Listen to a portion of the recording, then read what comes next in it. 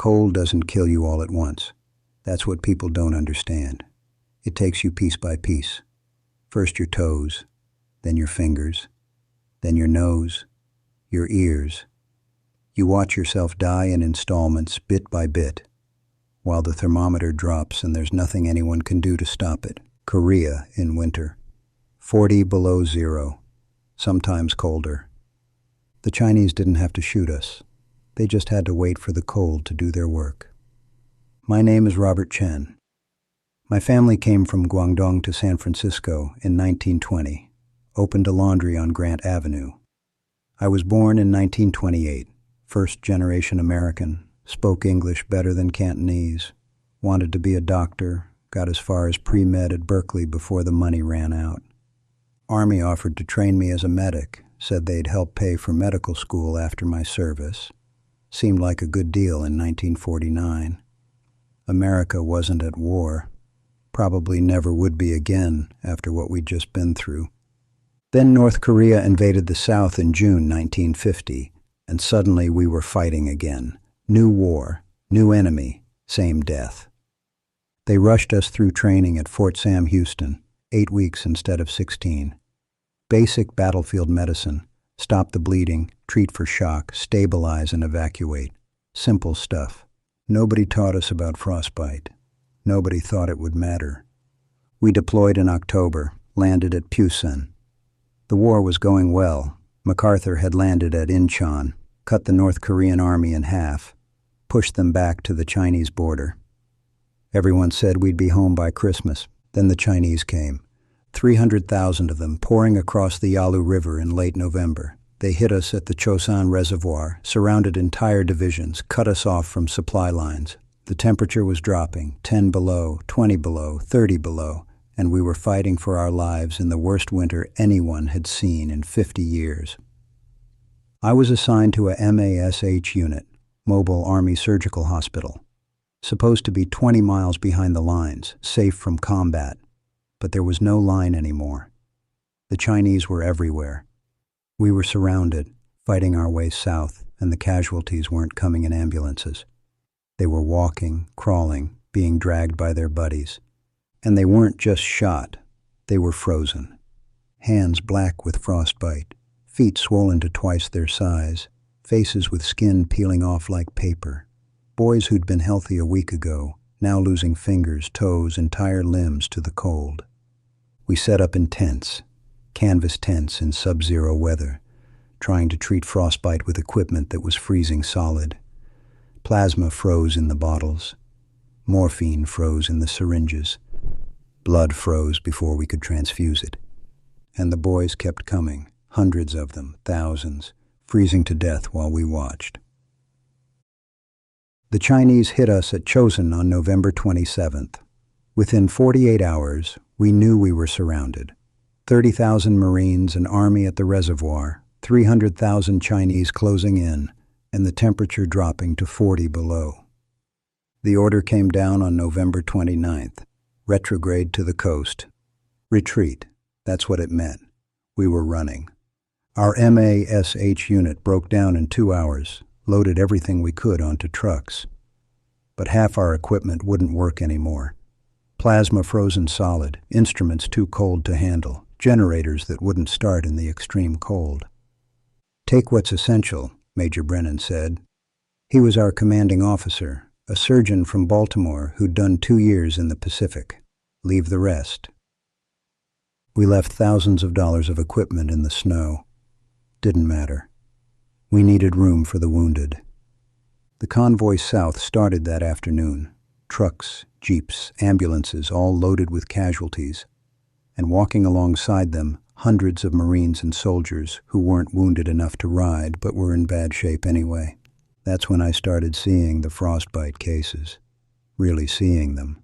A Marine corporal, maybe 22, stumbling beside the convoy. His boots were solid blocks of ice. When I got him to take them off, his socks came off with the skin. His toes were black, dead tissue, no feeling. He looked at his feet like they belonged to someone else. "Can you fix them, Doc?" I couldn't. Nobody could.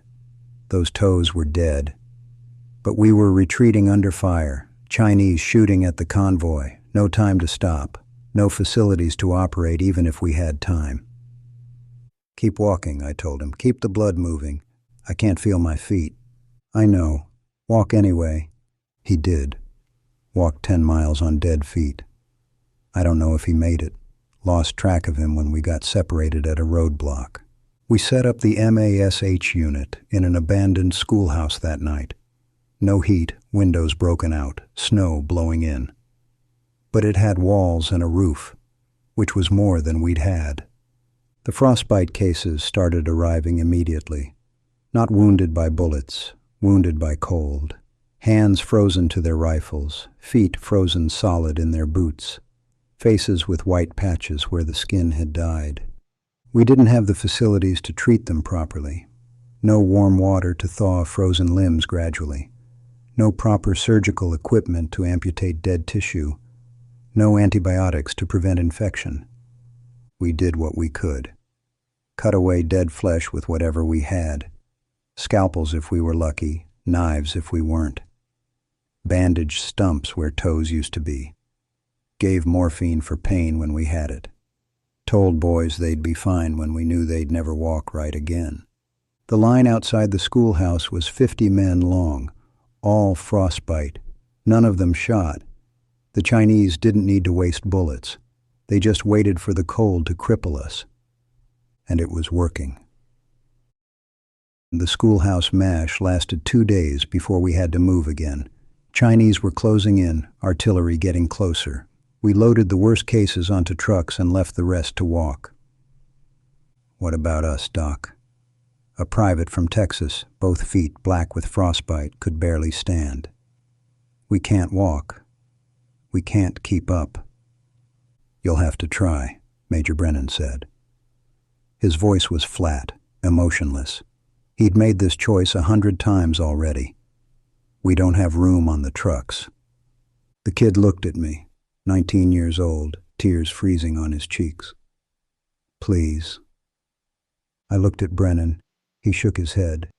The trucks were full. We had boys with gunshot wounds, boys with shrapnel, boys who'd die if we didn't get them to a hospital.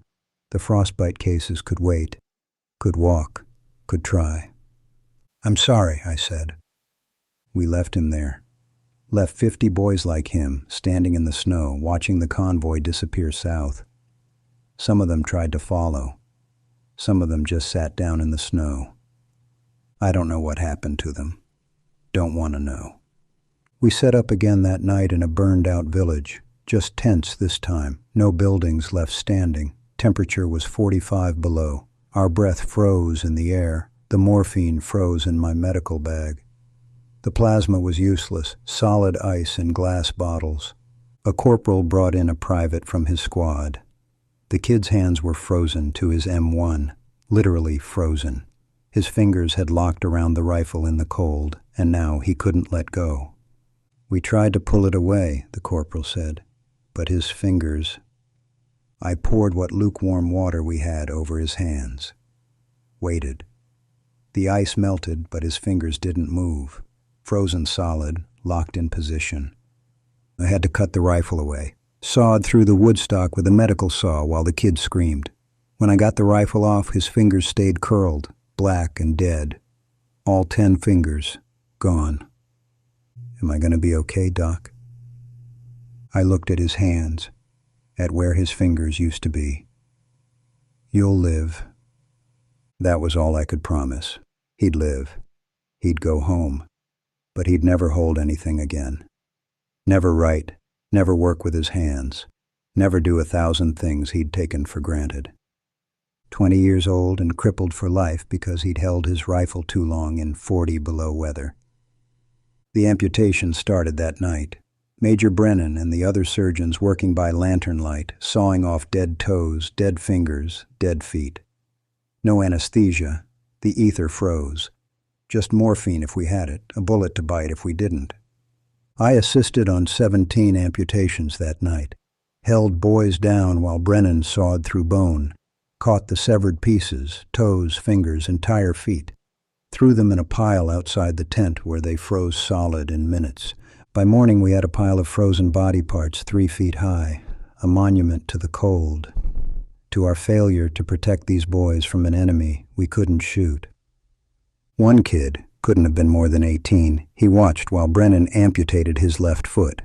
Watched the whole thing, didn't make a sound. When it was over, when his foot was in the pile outside, he looked at me. My ma's going to be so disappointed. Why? I asked. I was going to play football at Ohio State, had a scholarship and everything.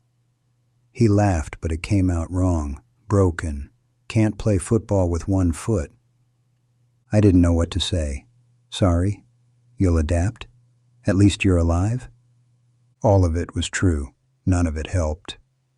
I'm sorry, I said finally. Yeah, he said, me too. We retreated for 13 days. Chosen reservoir to the port at Hungnam, 78 miles through Chinese-held territory in sub-zero weather. They called it a fighting withdrawal. Felt like a running nightmare. The Frostbite cases never stopped. Every time we set up, every makeshift aid station, every frozen tent, they came. Boys with dead fingers, boys with dead toes, boys with dead feet. The worst were the ones who'd been hiding it. Scared they'd be evacuated, scared they'd leave their buddies. They'd kept fighting with frostbite for days. By the time they came to us, the damage was catastrophic. A sergeant from Minnesota should have known better, grew up with winters. He'd been fighting for a week with frozen feet. Kept his boots on, kept moving, ignored the pain until there was no pain left to ignore. When we got his boots off, his socks were frozen to his feet. When we got his socks off, his skin came with them. Both feet black to the ankle, dead tissue already starting to rot. Gangrene setting in. We have to take them, Brennan said. Both feet, above the ankle. The sergeant just nodded. Too tired to fight, too broken to care. I just wanted to stay with my men, he said while we prepped him. Didn't want to leave them. I know, Brennan said.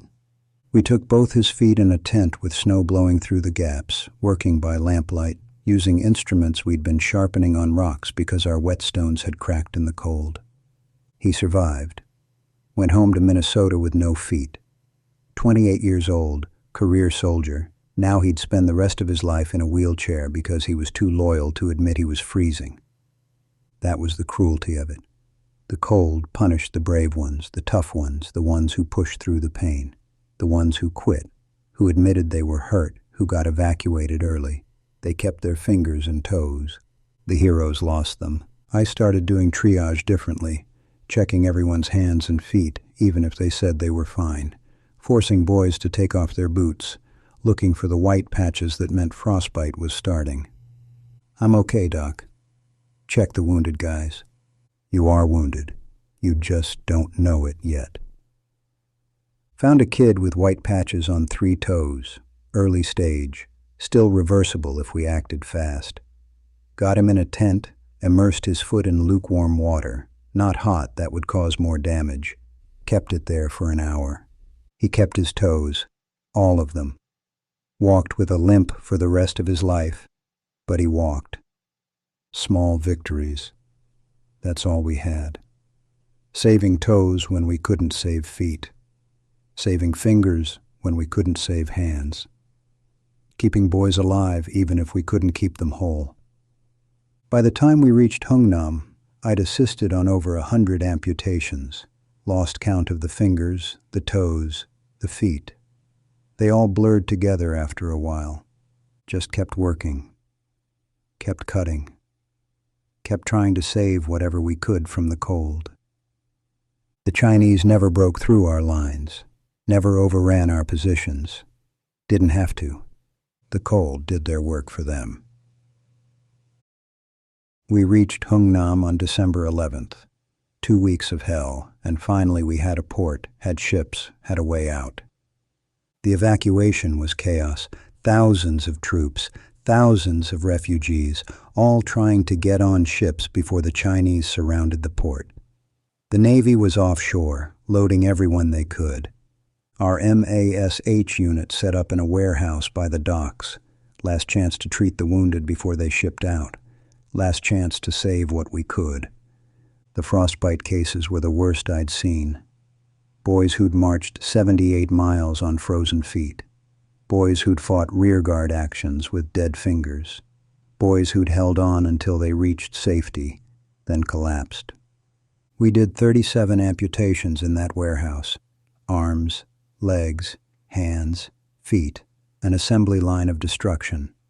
Brennan and the other surgeons cutting, me and the other medics assisting, corpsmen carrying away the severed pieces. A Marine lieutenant came in, both hands black to the wrist. He'd been directing artillery fire for 13 days, holding the radio handset in bare hands because his gloves were too thick. Saved his company. Lost his hands. "Can you save them, Doc?" he asked Brennan. Brennan looked at the dead tissue, at the gangrene already starting. "No, I'm sorry." Both hands. Both hands. The lieutenant was quiet for a long moment. 24 years old, academy graduate, career officer. His career was over. His life as he knew it was over. "Do what you have to do," he said finally. We took both hands that afternoon. He never made a sound during the surgery, just stared at the ceiling while we sawed through his wrists. When it was done, when he was bandaged and sedated, he looked at the stumps where his hands used to be. "How am I supposed to salute now?" he asked. I didn't have an answer. The ships took us off on December 24th. Christmas Eve, we loaded the wounded first, then the equipment, then ourselves.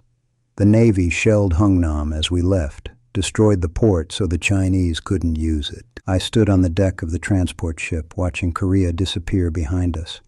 2 months. That's all we'd been there. 2 months, and I'd watched hundreds of boys lose pieces of themselves to the cold. I'd saved some, lost more, done the best I could with frozen instruments and no supplies and temperatures that made medicine impossible. One of the corpsmen, kid from Iowa named Miller, he stood next to me at the rail. "Think they'll send us back?" he asked. "I don't know," I said. "I hope not. I can't do that again." "Yeah," I said, "me neither." But we did. They sent us back 6 months later after we'd been rotated home and rested and retrained. Sent us back to Korea for another tour. The cold was waiting. I'm 33 years old now. It's been 6 years since Chosun. The war ended in '53. Stalemate, armistice, no winner. Just a line drawn roughly where it started, and 50,000 American dead to show for it. I never went to medical school. The Army paid for my education like they promised, but I couldn't do it. Couldn't sit in lecture halls learning proper surgical technique when I'd spent 2 years cutting off body parts with frozen instruments. Couldn't read textbooks about frostbite treatment when I knew the reality, that sometimes there is no treatment. Sometimes the cold wins and all you can do is amputate and hope. I work at a VA hospital in San Francisco now, not as a doctor. As a technician, I fit prosthetics, artificial limbs for boys who left parts of themselves in Korea. I'm good at it. Should be. I know exactly where we cut, what we saved, what we couldn't save. I know because I was there. I was the one holding them down, the one throwing their severed fingers in a pile, the one telling them they'd be okay when I knew they'd never be whole again. The Korea vets come through my department every week. Young men, mid-20s, early 30s, learning to walk on artificial legs, learning to write with prosthetic hands, learning to live with what the cold took from them. They recognize me sometimes, remember my face from the MASH unit, from the frozen tents, from the worst days of their lives. "You were at Chosun," they'll say. "Yeah. You took my foot. Yeah, I'm sorry." Don't be. You saved my life. But did I? Yes, they're alive. Yes, they're home. But what kind of life is it? Learning to walk again at 25. learning to feed yourself with hooks instead of hands, learning to accept that the person in the mirror is a stranger. I see the sergeant from Minnesota sometimes, the one who kept fighting with frozen feet, the one we took both legs from. He lives in the East Bay, comes in once a year for adjustments to his prosthetics. We don't talk about Korea. Just do the fitting, make small talk about baseball and weather. Pretend we're just a technician and a patient, not two men who share the worst memories either of us have. The Marine lieutenant who lost both hands, he killed himself in 1955. Read about it in the paper. They said he'd been struggling with depression, with adjustment to civilian life. Made it sound clinical, professional. But I knew. I knew he'd been staring at those stumps for 4 years, trying to figure out what he was worth without hands, trying to find meaning in a life that had been taken away piece by piece. He wasn't the only one. The suicide rate among Korea vets with major amputations is higher than anyone wants to admit. Boys who survived the war, survived the cold, made it home alive, then put a gun in their mouth or stepped in front of a train, survived everything except peace. I have nightmares still. Not about combat, I wasn't in much combat. About the cold, about the pile of frozen body parts outside the tent, about the faces of boys watching me cut away their futures, about the ones we left behind, the ones who couldn't walk, couldn't keep up, who we abandoned in the snow because the trucks were full and there was no room. I wonder about them sometimes. Wonder if they made it. Wonder if the Chinese found them. Wonder if they froze to death in the snow, calling for help that never came. Probably. Most likely. But I don't know. We'll never know. That's the worst part. The not knowing. People don't talk about Korea much. It's the forgotten war, sandwiched between World War II and Vietnam. We didn't win, didn't lose, just fought to a draw and came home. The boys with missing limbs remember, though. They remember every day when they wake up and reach for something with hands that aren't there. When they try to walk and remember their feet are gone. When they look in the mirror and see what the cold did to them. I remember, too. Every time I fit a prosthetic, every time I adjust someone's artificial leg or attach their prosthetic hand. I remember the tent, the cold, the saw, the pile of frozen pieces outside. The war ended 6 years ago. The cold never did. It's still taking pieces of us, still crippling us, still killing us. The Chinese knew what they were doing. They didn't need to defeat us in battle. They just needed to wait for winter, wait for the cold to do its work, wait for us to freeze piece by piece until there was nothing left. Some of us came home. Our bodies came home anyway. But we left pieces of ourselves in Korea, literal pieces, fingers, toes, hands, feet, limbs, and pieces you can't see, pieces of our souls, our humanity, our belief that we could save everyone, fix everything, make it all okay. The cold took that too. I fit prosthetics now, help boys learn to live with what they lost, try to give them back some small piece of what the cold took. But I can't give them back their wholeness, can't give them back the life they had before, can't give them back the pieces we cut off and threw in the snow. Those pieces are still there, still in Korea, still frozen. Somewhere in the snow near Chosan Reservoir, there's a pile of body parts, frozen solid, preserved forever in the cold. Fingers that will never hold anything, toes that will never walk, feet that will never run, and boys, men now, living without them, walking on artificial legs, working with prosthetic hands, trying to build lives from what's left. The cold doesn't kill you all at once. It takes you piece by piece, and sometimes the taking never stops.